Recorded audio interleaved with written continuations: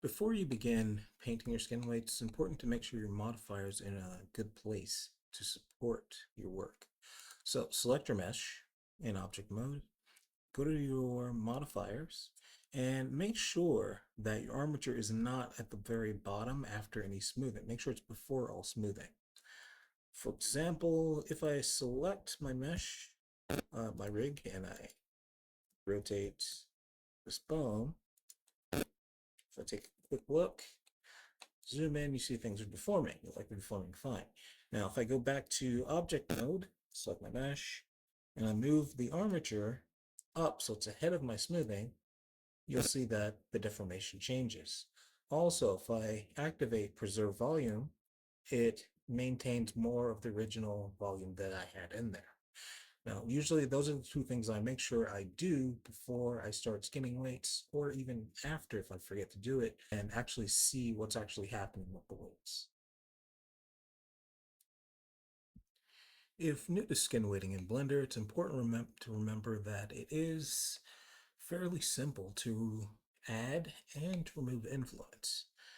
Uh, for example, when you're going to paint weights, you want to select the bones, shift select the mesh, and then switch to weight paint mode.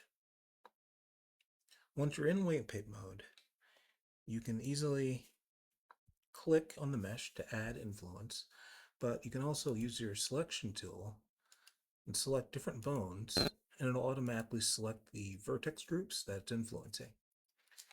Now, keep in mind, when you first bind or skin a mesh to an armature, that sometimes you'll get extra influence from the surrounding bones.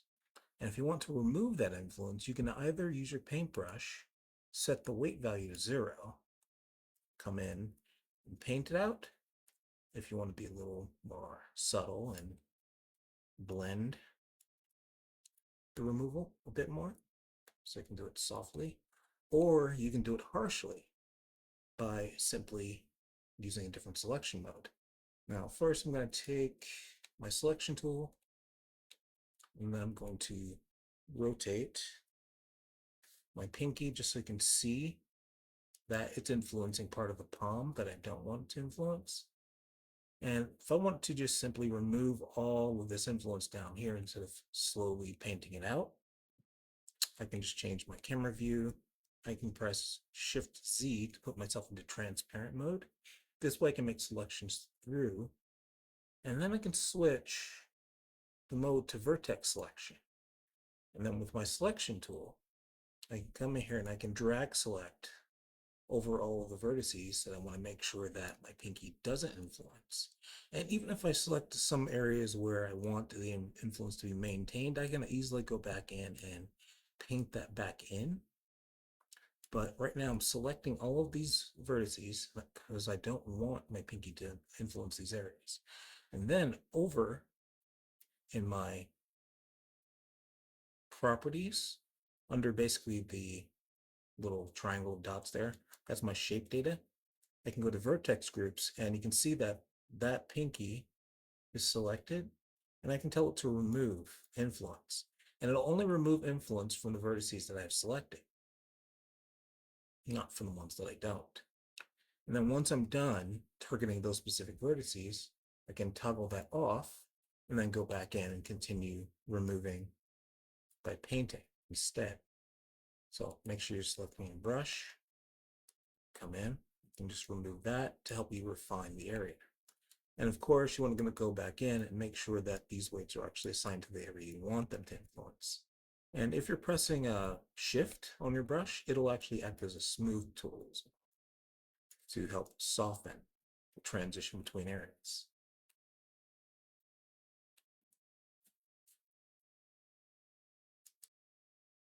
In addition to removing skin influence, you can also add influence using the vertex selections.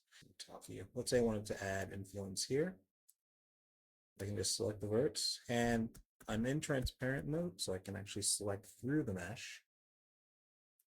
All you have to do is select the area you want to influence. You may disable the selections there, select that bone, Go back to vertex selection.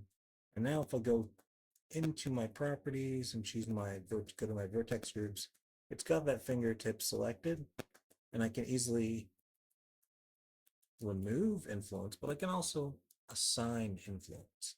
And I can also adjust the value for the vertex I have selected.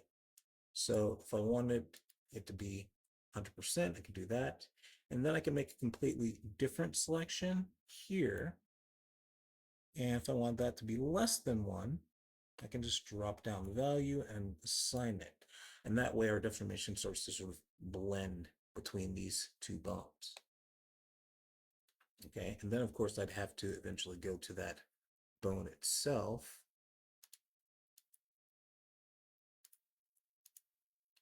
And I want to make sure it has some influence over the area I just changed so that we do get a smooth deformation there.